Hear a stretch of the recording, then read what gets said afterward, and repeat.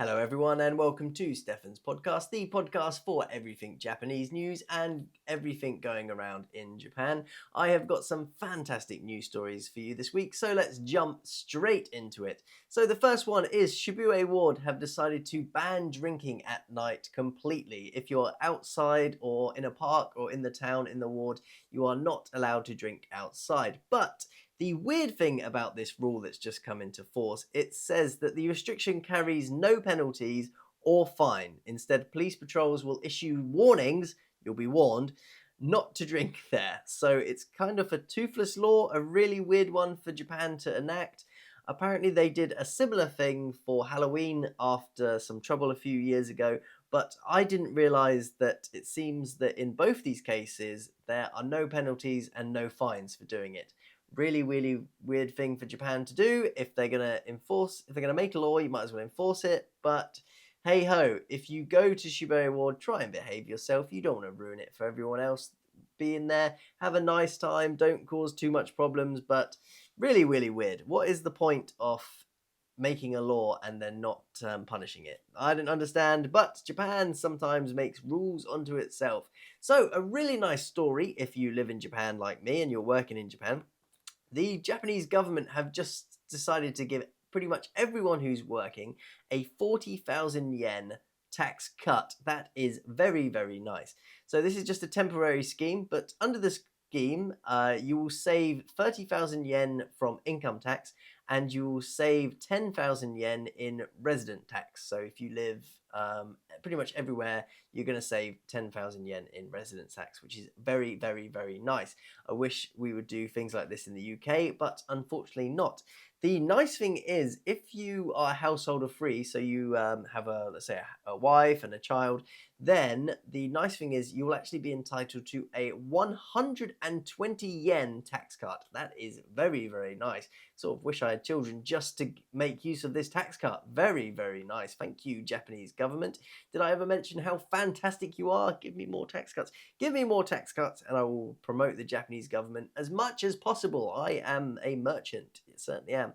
So, next one coming for you from the big Japan is, oh man, the story that never ends. I've spoken about this on 3 separate podcasts now. This is this barrier that's going up in Yamanashi to block the view to stop tourists from taking pictures. So the first one I mentioned that they were putting up the barrier. The second podcast I mentioned how holes had been cut into the wall that they built. They made like a mesh one, so it's very easy just to cut holes through. And some of the photos actually through the holes look very beautiful, very cinematic. It looks really cool. It actually looks better than what it was before.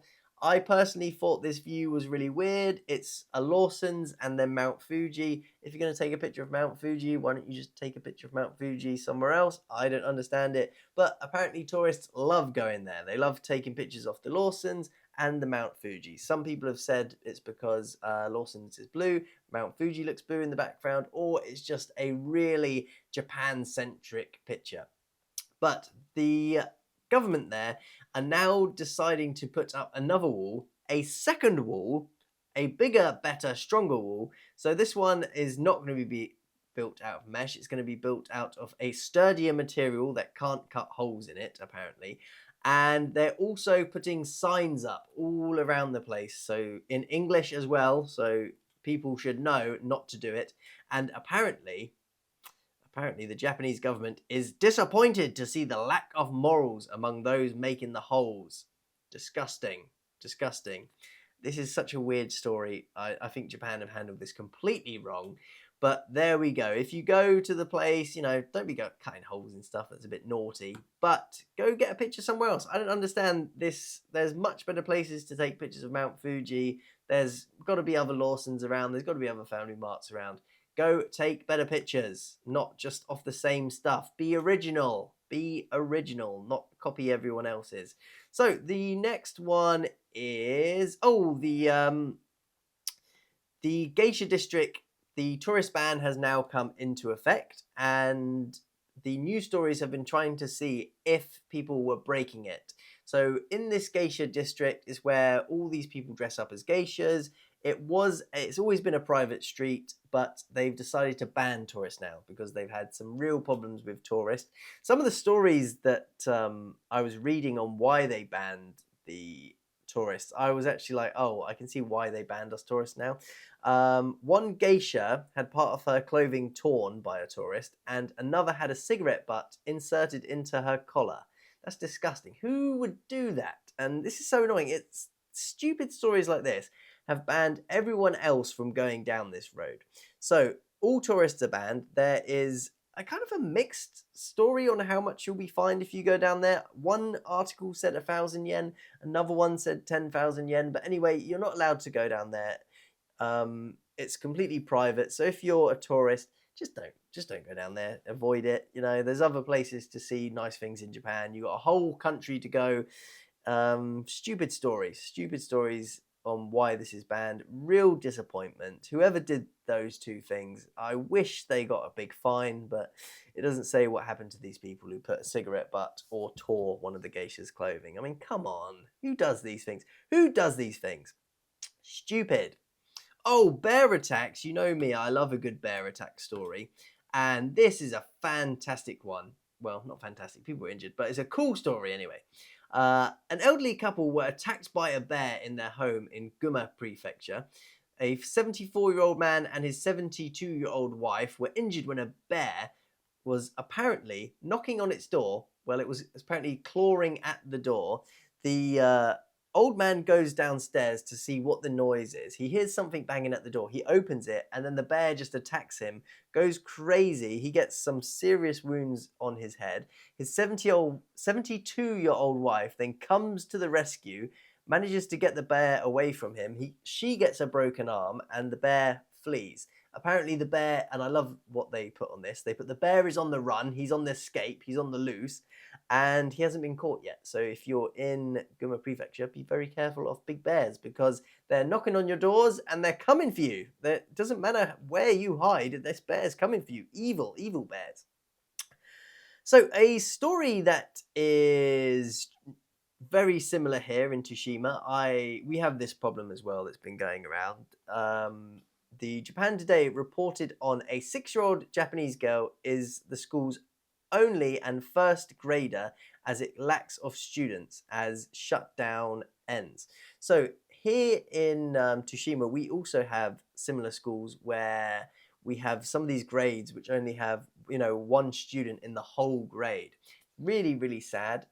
Most of my schools now don't have it. One of my schools that just actually closed, shut down for good, they had a couple of students who were the only people in their grade. And it's kind of sad. It's a really, really mixed thing. Are they going to get a good education? Yes, they're the only student there. But the reason why you go to school, mainly I think in my opinion, not just to learn, is to mix with people your age. You get the social skills and then you get that. If I was a person, I don't think I would send my child to a school where they're going to be the only person in their grade. I would find another school or move them around, especially as in most cases, I don't know what this place is like where they're currently in. This was in Ehime Prefecture where there's this one girl student in her grade, the first grader there. And apparently, from what I could see, there was no second grade class in there as well. So there was a third grade class with a student in, and there's a first grade class with a student in. Really, they need to close this school. It's too small. But in my experience, most schools are normally about 20 minutes away. It might be a 20-minute drive. Maybe their parents can't drive. Maybe that's too much for them. But I would personally never, ever, ever send my child just to be in school by themselves. That is a lonely, lonely experience and not particularly nice for anyone, I don't think. But there we go. That's the story. A lot of places like that have... A lot of places in Japan are like this now because the population is going down and a lot of people are moving towards the cities. The cities are getting more people. The countryside is getting less and less people, which is very, very sad. But unfortunately, that is just life for you. And speaking of life for you, there are some true stupid people out there. And this guy is one of them. Man is arrested for attempted robbery of a convenience store that is next to a police station. Yes, next to a little police box, an 80-year-old man has been arrested on suspicion of attempting to rob a convenience store in Beppu City in Oita Prefecture on Saturday. And the incident occurred right next to a police station. Apparently, the guy ran in. One of the employees didn't want to be robbed, so he ran out, ran to the police station, said, "Help, help, help." The police came and took him down, and the matter was done in just a few minutes. I am no genius, but if you're going to rob somewhere, don't do it next to a police station. That is just a little bit of common sense. But hey ho, it takes some common sense not to rob a convenience store in the first place. Idiot. Idiot. But funny story nonetheless. And yeah, here's a story where I have to say this is a gross story. So this is in Japan today. Teacher arrested for kissing a junior high school girl without her consent. First of all, the fact that this news story says in it without her consent is even more troubling than the first thing.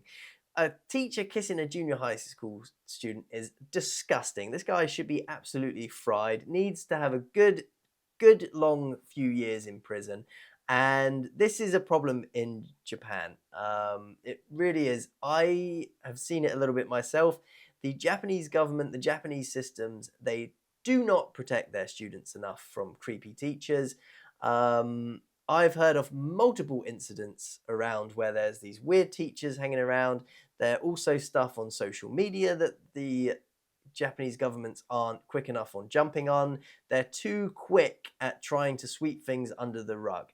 I wonder if this is a case where this teacher was also found out before and they just tried to sweep it under the rug, but Japan 100% does not do enough to protect its students. This weekend I actually watched that documentary going around about the Nickelodeon stars, Quiet on Set, and every time I see it I just think, oh, how could you let this happen?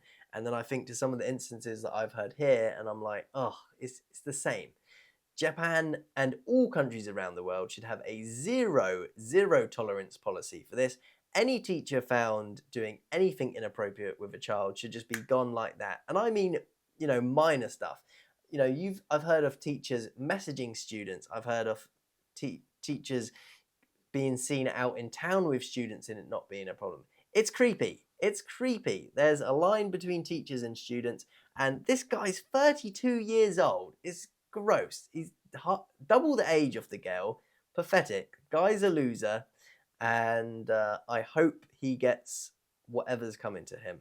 Of course, this is at the moment alleged, but gross story. Really sad story, and it ruins the profession, makes all teachers look bad, and I hope he gets whatever is coming to him.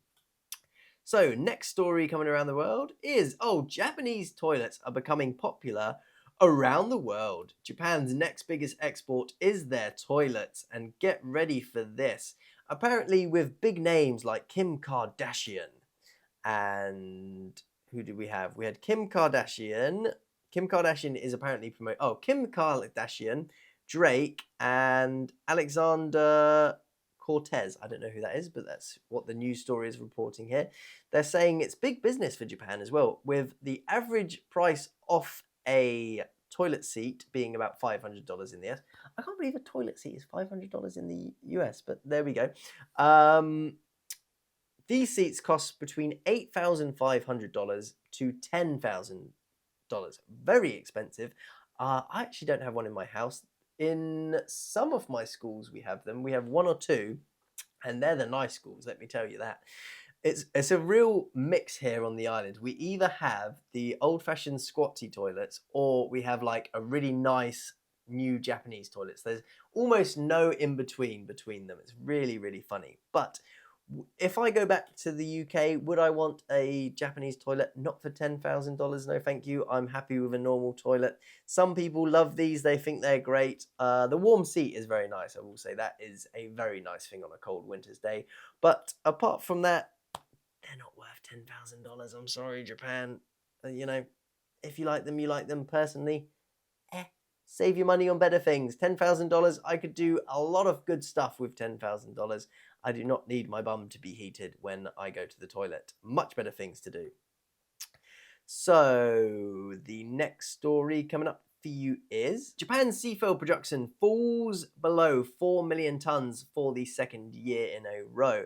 And in fact, this is actually one of the lowest recorded seafood productions in Japan. This is very worrying if you live on an island like me, and pretty much most of the income off the island is either tourism or fish or squid, or squid in our case. But really, really worrying stuff. It's fallen low and low and low and low. It's getting worrying. Some of the fish production have gone up, but here I was really surprised to see that Japanese common squid, which is pretty much, as far as I know, one of Tsushima's biggest exports, has fallen by 23.4%. That is a crazy, crazy number. How do they fix this? I don't know.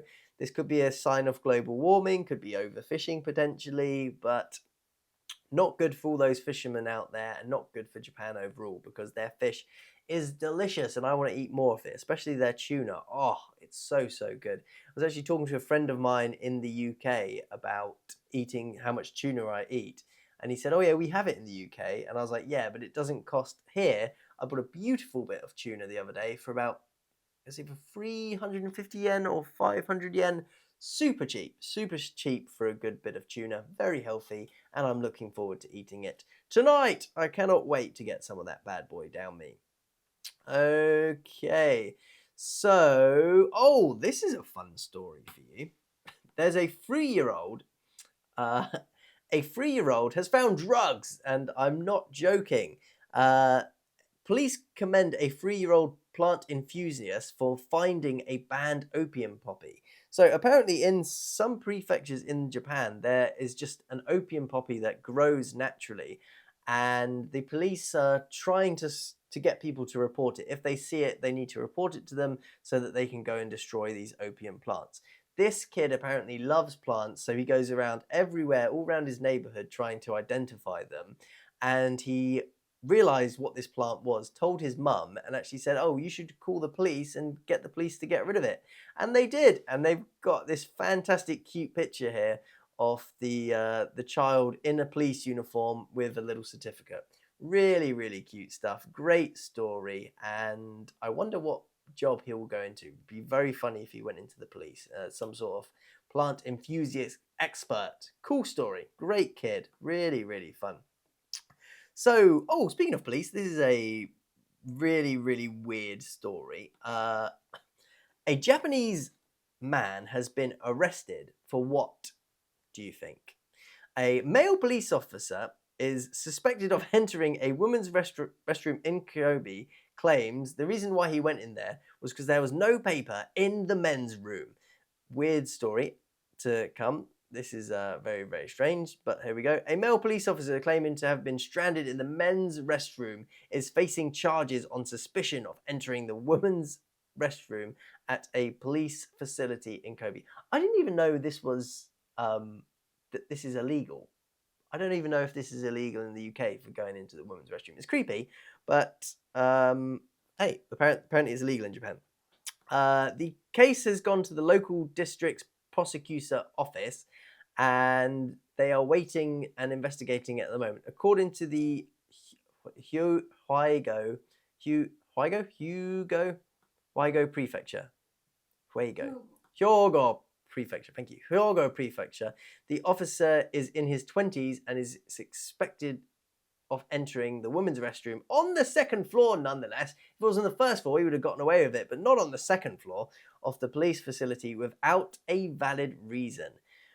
Of all the things that Japan prosecute sometimes, it's crazy, because I've heard stories way worse than this. They're prosecuting this one. There's about 1 million different stories they don't prosecute. I wish they were a little bit more consistent, but a weird story nonetheless. Don't be going into women's toilets, or vice versa, ladies. Don't you come into the men's toilets pretending I need toilet paper. We're not falling for those lies, are we? Maybe he was, but what an odd story for Japan. What an odd story indeed. So, this weekend I had an absolutely fantastic time. I watched a very old Studio Ghibli movie. I watched Ocean Waves, which I was reading was never meant to be for cinemas, but was a TV release movie. And not not the best of Studio Ghiblis, but very, very enjoyable.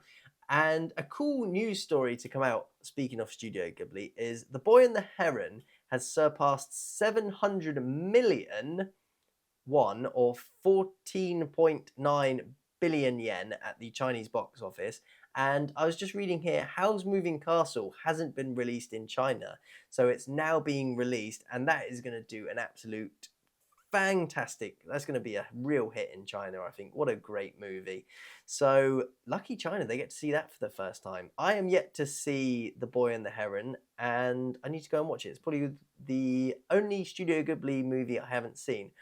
Funny, I didn't think I was that big of a fan of Studio Ghibli, and then when I got here, people were asking me what movies I've seen. I'm like, oh yeah, I'm pretty sure I've just accidentally seen all of them, because they are very, very good. My favorite one is Wind Rises. That's a really, really good movie. Ocean Waves was a nice one because it was nice to have a Studio Ghibli movie that wasn't set on such a big stage. You know, all of them have these great adventures going on, these big stories. This one was very relaxed. It's just about two, I think it's junior high school or high school students who go to Tokyo. They also go on another trip. There's a bit of a romance between them. Fun movie. I like it when sometimes they just tone things back. I'd really like to see them do a movie like that now and see how differently they would do it. Maybe change the story a little bit. So the girl sometimes in it was a little bit strange, but there we go. So to finish today's podcast, I have got a very fantastic Japanese myth for you. This is the story of the Fox Barber. In Japanese folklore, there is a tale known as the Fox Barber. In a village in Tottori Prefecture, there lived a fox named Oton, who loved to bewitch people and shave their heads. The leader of the village called a meeting and offered a reward to anyone who was willing to try and defeat this mischievous fox. 2 men volunteered, and despite many warnings not to attempt such tasks, they set out towards the Tamachi Pass. They saw a large golden fox ahead and watched in amazement as it put a leaf on its head and transformed into a beautiful woman. Next, the fox woman picked up a stone Jizu statue, and after stroking its head, it transformed into a baby. The 2 men followed and saw the fox woman knock on the door and be welcomed inside by an elderly couple. Outraged, they waited nearby, wondering what to do. When the old lady came outside, they told her what they had just seen, but she didn't believe them. The old man also came out and was outraged by their suggestion. They persuaded and suggested the old man to throw the baby into a pot to learn the truth. The old woman was horrified, but the man agreed. He went inside and tossed the baby into a pot. It didn't turn back into a statue, and the old man was furious that they had caused him to kill his own grandchild. The men were terrified and very confused what was going on. The old man said he would turn the men over to the authorities to be killed, but just then a priest arrived. He suggested to the old man that the 2 young men become priests so that they could spend their lives praying for the baby's salvation. Everyone agreed, so the 2 men followed the priest back to the temple, where he shaved their heads and made them priests. Next thing they heard someone calling their names, and they realized dawn had come, and they were in a field in the middle of nowhere. When they saw each other's shaved heads, they were enraged and realized at once they had been tricked by the fox Oton. Great story. I just imagine the little fox laughing and walking away. Oh, what a good story. The fox really tricked them into becoming priests and shaving their head. What a funny Japanese story. Beautiful stuff. So that is the podcast for this week. Thank you very much for watching. I hope you liked the green screen behind me. I'm trying to get used to using it, but it is a little bit difficult. Have an absolutely fantastic rest of your day. And if you haven't already subscribed, please be sure to hit that subscribe button and have a wonderful rest of your week. There will be a next podcast coming out for you in the next couple of days. Thanks for watching. Goodbye.